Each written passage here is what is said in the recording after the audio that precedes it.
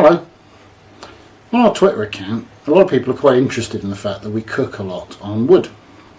So this is the first in a sequence of new videos covering how to do just that, how to use a wood burning stove. I'm going to cover the basics and make no apologies for that.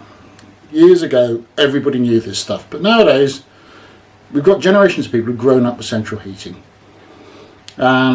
You know, a lot of the basics of how to control a wood burner, how to light a wood burner, how to ensure your flue is drawing properly, how to heat an oven that you're going to cook on, what part of the hot plate to use. We've forgotten that stuff. So this is going to be unashamedly a back to basics, how to cook on wood stoves series. And today, video 1 is how to light a wood burning stove. And if you know all this, feel free to skip to video number 2. But you might be surprised and you might pick up a trick or two. So to start with, let's have a look at the stove. Let's understand the controls. And let's show you how I will light that stove prior to cooking. It's right behind me, so we don't have to go far. Come on. So, before we start, let's just have a quick look at this stove. The stove we're using here is an SE Ironheart, and it's important to explain why we got that. We did want a cooking capability. We also like the glass door on the left, so we can see the flame, see when we need to put wood on, etc. If you want a pure cooker, there are better stoves available.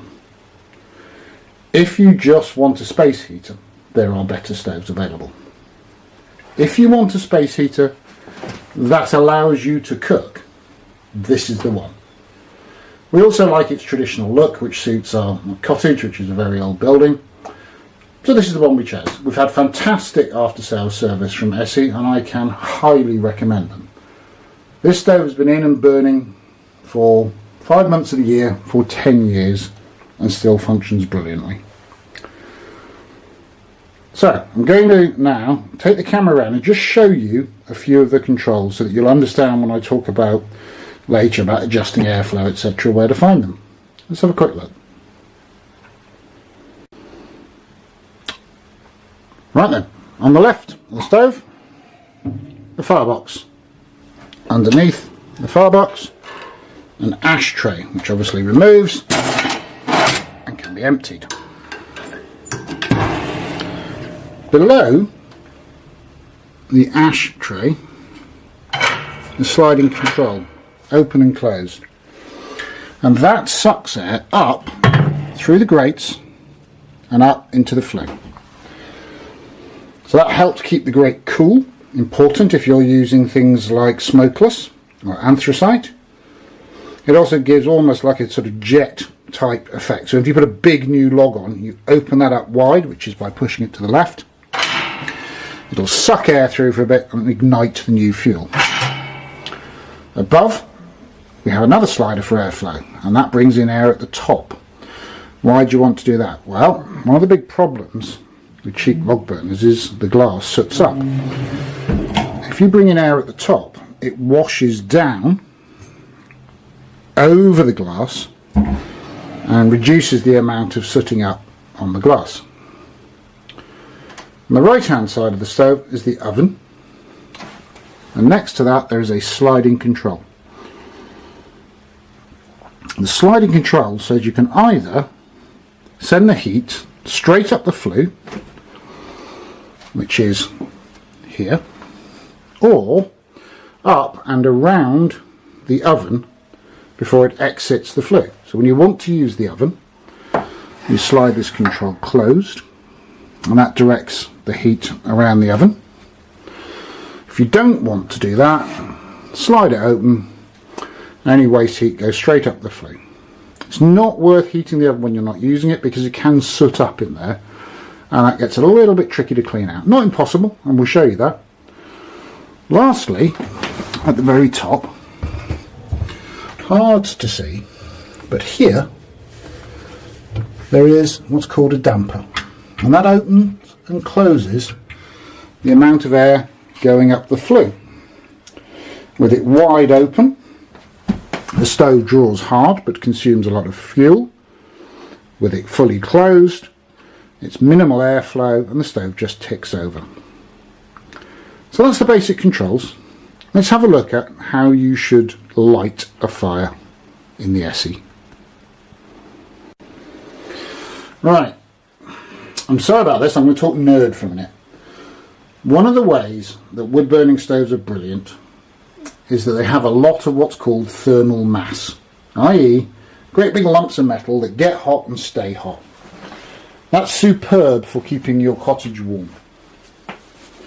What is less superb is when you light this stove initially, it takes a lot of heating up. So, if you put a lot of big wood on initially when the stove is cold, what that means is you're going to be sucking most of the heat out of the wood to trying to heat up all this metal.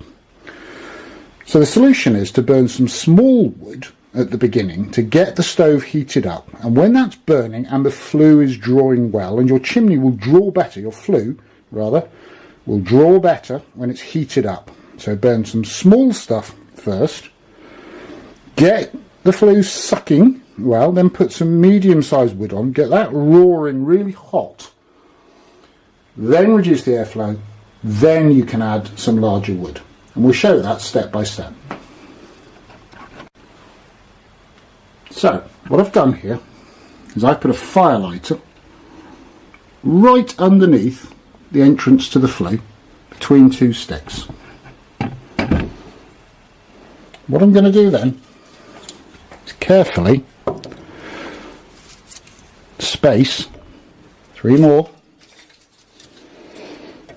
across the top, and then 3 more going the other way.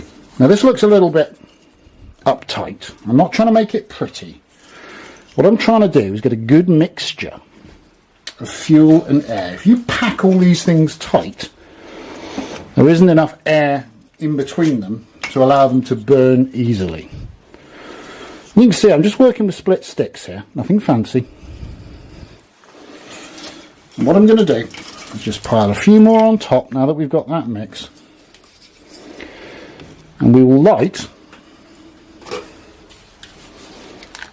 that fire lighter. You don't have to use fire lighters, we often just use waste paper and even better junk mail.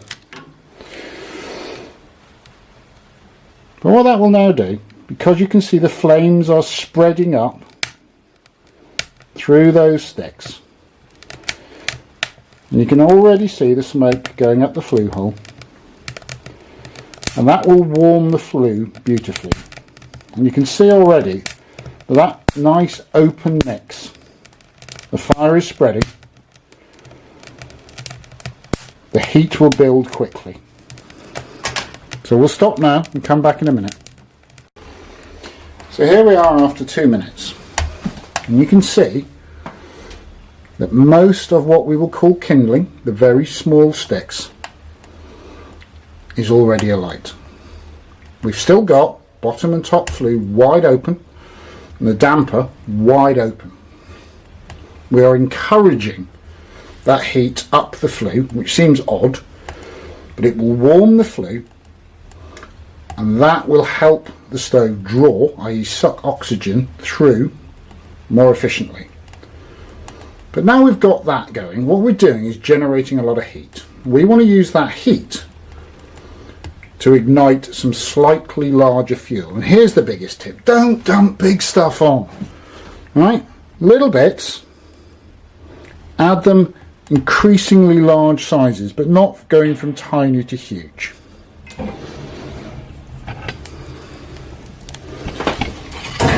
So this is a good size.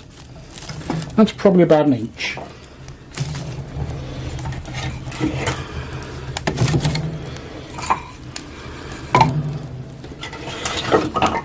Not too much, crossing them again to keep some air in there. And as you can see, what's happening now is the flames already died down a little bit, because the heat that that kindling is generating is now going into igniting the thermal mass of the larger wood. So it'll take a minute, and can you see those little puffs coming out of flame? and that's the newer wood beginning to ignite. But if we put a huge log on, we're effectively smothering the kindling, which is not what we want to do. So we'll give that a couple of minutes and come back again. So here we are, another 2 minutes later, and you can see, again, by looking, that those flames are licking up into the flue, and the flue is already starting to heat, and you will hear a sort of clicking noise. As your stove expands, the metal expands, you'll hear sort of slight clanging noises like you can when your central heating kicks in. There was one just then. So what we will do now is put on some small logs, because we've got enough heat to ignite a small log. We started with kindling, then we went to sticks, now we can manage a small log.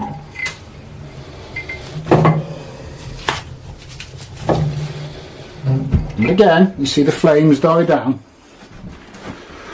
because the heat that we had is now going into igniting the larger wood. Come back in another 2 minutes.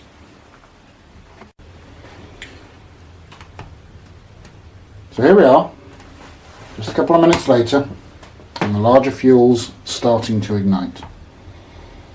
Temptation is to shut everything down now and think the stove's good. But don't. You really still got to get that flue heated up. It seems like it's drawing well, and it is drawing well. But let me show you something that we keep on the flue pipe, which really helps us know when we're doing this right. Now what I'm showing you here is that on our flue pipe we have an aftermarket magnetic thermometer. Just sticks on, it's nothing clever. But what that's telling me is the temperature of the flue. And if you look at the top, it says best operation up here, and there's two little nicks that indicate that this red indicator wants to be in between those two positions. If it doesn't get that hot, the flue is cold, and as the smoke rises it will stick to the sides of the flue, and that's called creosoting, and you get a carbon build-up on the sides of your flue, and that's what causes chimney fires. So best advice, get your flue nice and hot before you shut down your firebox. So here we are a few minutes later, and as you can see, the flue temperature is now up into the best operation status, way past the creosoting risk. So what we can now do is set the stove for continuous running. Let's take a look at that. So as we can see, the flue is now up to temperature. Firebox is burning away merrily, and if we look to the right we can just notice that although the control is out, which means heat is not being directed around the oven is already warming up. So we've burned fuel quickly to heat the stove and to heat the flue. If we keep burning fuel at that rate, then all of the heat that we're generating will come out into the room. The thermal mass is already up to operating temperature. So to keep the stove operating now, we need to burn less fuel, and the way to do that is to adjust the airflow. Given that we are burning wood, what I want to do now is close the bottom vent completely. If I was burning anthracite or smokeless, I would leave some residual flow through the bottom because that cools the grate. And anthracite and smokeless burn so hot you can actually burn through your grate if you run it completely closed down. But what you can probably already see is those flames are becoming less urgent, more of a sort of bluey colour, because the sootiness of a cold fire has gone and we're now operating at a high temperature. And we can even close the top a bit. We don't need full air wash now, so we'll set that to about half, and that stove will just continue to tick away. If we wanted to now, as that burns down, makes a nice bed of coals, We can add comfortably large logs, or anthracite or smokeless, and if we choose to, instead of burning himself, sticks sometimes, there we are, we can close that control, which will direct heat around the oven and get that oven up to a good cooking temperature for us. So that's the stove lit up to operating temperature with a warm flue, and we can now just keep it ticking over. Future videos, if we cover them on this subject, will be things like how to use the oven, because you use it differently clearly to a sort of electric fan oven. You can do a bit of maintenance and cleaning, and how to clean out a stove like this. None of this is rocket science, as I'm sure you can appreciate, but for people who haven't lived and cooked on stoves, so, you know, for example, we can look at the top of the stove and how you cook on it, which is different to a gas jet or an induction hob, etc. We'll look at all those things over time. Please let me know if this is the type of content you want to see more of. If it is, this sort of simple country living, let us know. We'll do more of it. If not, let us know that and we'll do less of it. Right, my stove is getting up to temperature. I need to get some bread on. You have a wonderful day, and I hope we talk soon.